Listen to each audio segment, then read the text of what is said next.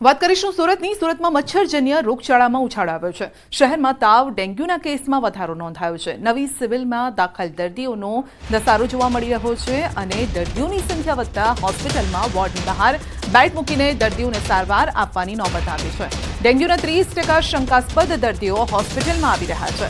Hospital તંત્રના જણાવ્યા અનુસાર વોર્ડમાં દાખલ 10 દર્દીઓમાંથી 3 ડેન્ગ્યુના દર્દીઓ છે। હાલમાં જ ડેન્ગ્યુના કારણે વધુ એક દર્દીનું મોત થતાં મૃત્યુઆંક 8 પર પહોંચ્યો છે।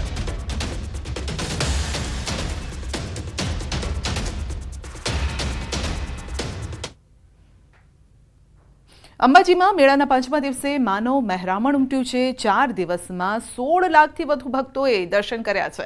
ભાદરવી પૂનમના મેળાને લઈ ભક્તોનું ઘોડાપૂર। પ્રથમ દિવસે 1,93,220 યાત્રિકોએ માતાજીના દર્શન કર્યા। બીજા દિવસે 3,05,724 યાત્રિકોએ માતાજીના દર્શન કર્યા। ત્રીજા દિવસે 4 લાખથી વધુ લોકોએ દર્શન કર્યા છે અને ચોથા દિવસે 6.5 લાખ લોકોએ દર્શન કર્યા છે। 4 દિવસમાં 16 લાખને પાર પહોંચી ગયો છે ભાવિકોનો આંકડો અને કુલ યાત્રિકોએ માતાજીના દર્શન કર્યા છે, જે આંક છે 16,36,000ને પાર પહોંચ્યો છે।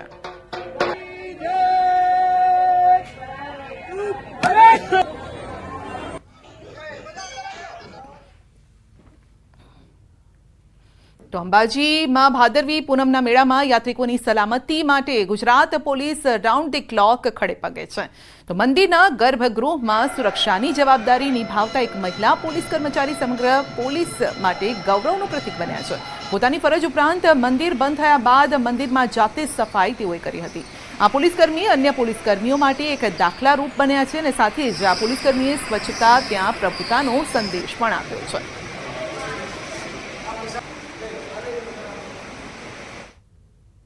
અમે મંદિર બંધ થયું એટલે અમને એમ થયું કે થોડી વાર અમે અંદર માતાજીના દર્શન કરીએ, એટલે પછી અમને થોડી બધા પેલા સાફ સફાઈ કરતાં અમને એમ થયું કે થોડું અમે પણ એમાં ભાગરૂપી બનીએ એમ। જેમ આપણે ઘરમાં જે આંગણું ચોખ્ખું રાખતા હોય એમ અમને પણ એમ થયું કે અહીંયા ચોખ્ખું थोड़ी चौखट पूर्वक काम करिए हम। उन्हें ऐसा लगा उन पुलिस कांस्टेबल को कि ये मेरे फर्ज का स्थल है और इसके बाद ब्रेक के बाद जब श्रद्धालु आएंगे तो उनको माता जी का जो दरबार है बिल्कुल साफ स्वच्छ मिले, इसलिए उन्होंने निष्ठा भाव से, उन्हें किसी ने कहा नहीं था और ये जस्ट एक रैंडमली एक सीसीटीवी में रिकॉर्ड हो गया, जिसमें पुलिस का बहुत ही अच्छा रोल दिखता है, जिसमें पुलिस सिर्फ सुरक्षा के भाव से नहीं एक सेवा भाव से भादरवी पूनम मेले को पूर्ण करने के प्रयास कर रही है। તો અંબાજી જતા પદયાત્રીઓની સેવા માટે કર્ણાટકના સેવાર્થીઓએ અનોખો કેમ્પ શરૂ કર્યો છે। કર્ણાટકના સેવાભાવી લોકો સેવા કરવા માટે અંબાજી પહોંચ્યા। અંબાજીથી 3 કિલોમીટર દૂર કર્ણાટકના 8 લોકોએ ઇડલીનો કેમ્પ શરૂ કર્યો છે।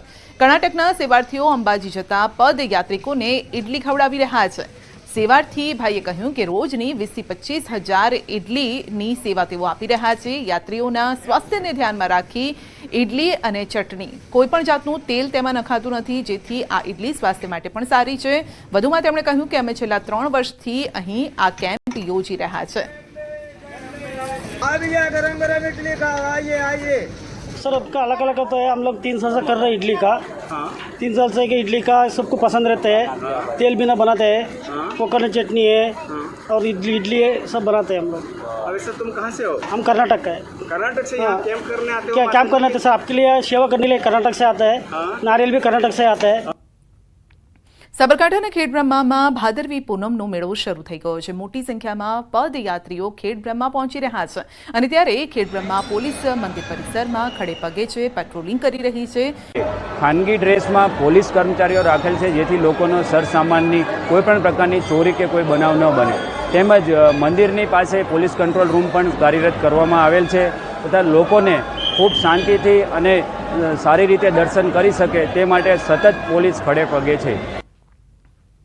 ટોરેન્ટ પાવરે 25,000 લોકોને રોજગારીની સંભાવના ધરાવતા ગ્રીન અને રિન્યુએબલ એનર્જી પ્રોજેક્ટ માટે શપથપત્ર સબમિટ કર્યા છે। આ સાથે જ ટોરેન્ટ પાવર લિમિટેડ વૈવિધ્યસભર ટોરેન્ટ ગ્રુપની સંકલિત પાવર યુટિલિટી ગ્રીન અને ટકાઉ ભવિષ્ય પ્રત્યેની તેની પ્રતિબદ્ધતાને પુનઃપુષ્ટિ કરી છે, કારણ કે ગાંધીનગર ખાતે રીઇન્વેસ્ટની ચોથી આવૃત્તિમાં કેન્દ્રીય નવી અને નવીનીકરણ ઉર્જા મંત્રાલયને 2 શપથ